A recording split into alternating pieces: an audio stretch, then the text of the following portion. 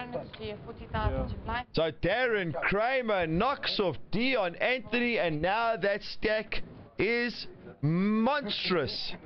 How are they going to stop the best player in the room? And he's got all the chips in the country. Now you can see one of the big personalities at the table will definitely be Nick Sisu. He's never short to entertain. Well, Conrad Coetzer has given away a lot of those chips which I gave him in the previous episode when he doubled through me with kings over my king jack. He's now all in for his life, and he's got a6. So it's obviously a short stacked all in. Yeah, it's that time of the tournament. The blinds are extremely big. So when you have any kind of decent hand or half decent hand and you feel that you can't wait any longer, it's time to get your money in the middle, and that's what Conrad's done. Will Gilbert Basilio have a look? Yeah, 170 on the dot. But even when the blinds are so big, is it not a good thing to even just pick up the blinds and antes, because with a small stack it could almost double up your stack? Certainly, Caitlin. That's half the reason you do it, is because you don't, obviously with a weekend, want a call, and at the same time, with so much money out there, you pick up a lot of money for a relatively weekend. No. But Basilio won't get involved with Coetzer. Will he find a caller? 50,000 to Miguel. Miguel's obviously got money out there in the big blind. It's 132, so it's basically, he's getting 2 to 1. 170 total, and you win for 40. You heard it. Coetzer is all in for 170. He's got 40 out there already, Milheiro. So it's 130 more. So he is getting 2 to 1, which often most players feel is a good enough price to get your money in with. And Conrad Coetzer, I tell you what, he's getting almost 100 grand on top of his bet if he doesn't get called just. So he doesn't want to get a call a6. 100 grand is more than enough, which is exactly what Caitlin was referring to a second ago. I'm learning, Dave. Oh, Caitlin, you know it all. Not as much as me. No one knows as much as you, Nev. You know everything. That's true, Caitlin.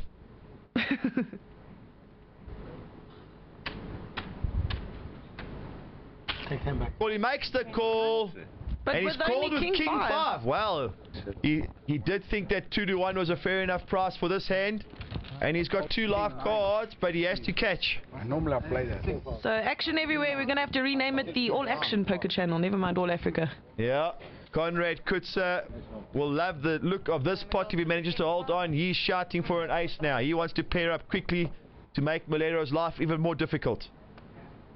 The board runs Deuce, 4, 9, so no help to either party. Milheiro, king or a 5.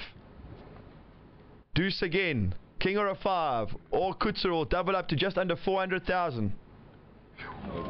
No help for Milheiro, and he will spew a few chips to Conrad Coetzer.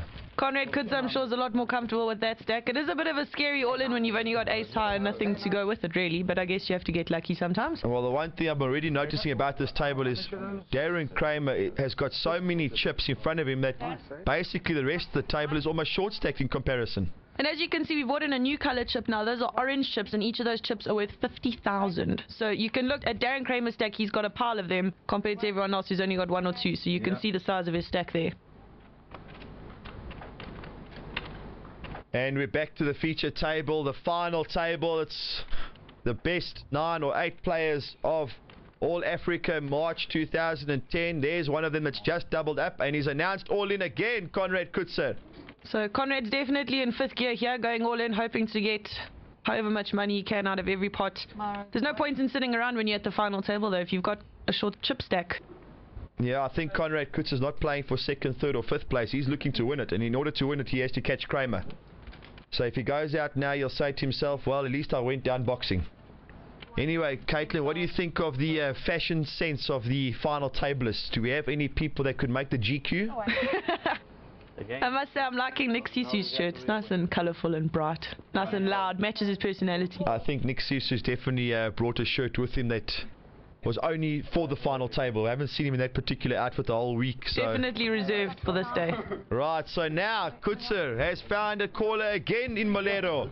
And this time it's a coin flip. Coetzer needs to catch. But look at the size of this pot, Caitlin. And Coetzer came here short. 885,000 in the pot.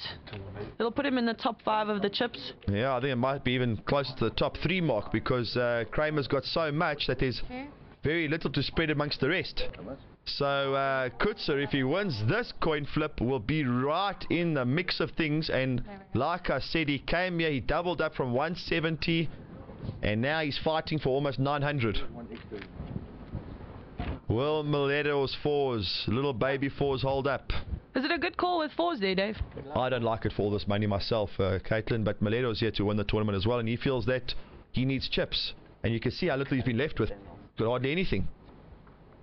And Coetzer, a queen or a 9 or a 10 on the river. It is a 10! It's a gut shot on the river. He had one card to sweat, Milheiro. Another life. And Milheiro looks like he's been pulverized. Conrad's a bit like a cat in this episode. He's got 9 lives, keeps going in behind and winning. Well, I must say, I don't know if Milheiro's call for 500,000 chips was really worth it in that spot. I mean, you've got a long way to go. Beter what you did, though.